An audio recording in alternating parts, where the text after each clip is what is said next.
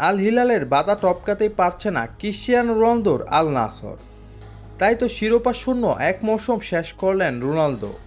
Saudi Kings কাপে ফাইনালে টাইব্রেকারে হেরেছে তার দল আল নাসর।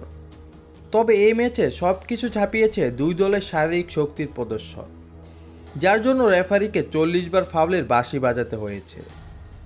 এর মধ্যে 10টি হলুদ কার্ড এবং 3টি লাল কার্ড দেখাতে হয় খেলোয়াড়দের। শুক্রবার জেদ্দার কিংস আবদুল্লাহ স্পোর্টস সিটিতে ম্যাচটি অনুষ্ঠিত হয়। নির্ধারিত এবং অতিরিক্ত সময় 1-1 গোলের সমতা থাকায় খেলা গড়ায় টাইব্রেকারে।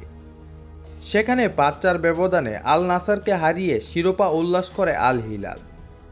ম্যাচ শেষে রোনালদোর চোখে পানি দেখা গেলেও উল্লাসে মাতেন নেইমার।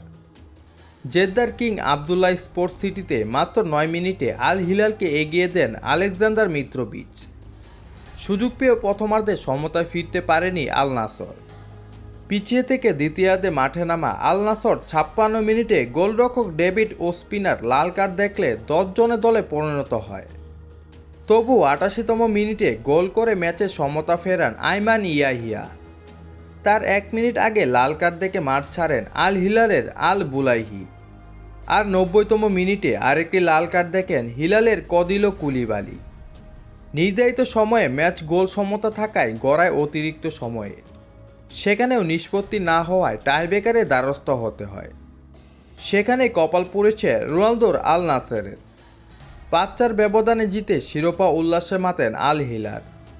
আর ম্যাচ শেষে রোনালদোর কান্নার বিপরীতে আল হিলালের শিরোপা উৎসবে যোগ দিয়ে আনন্দে মাতেন নেইমার।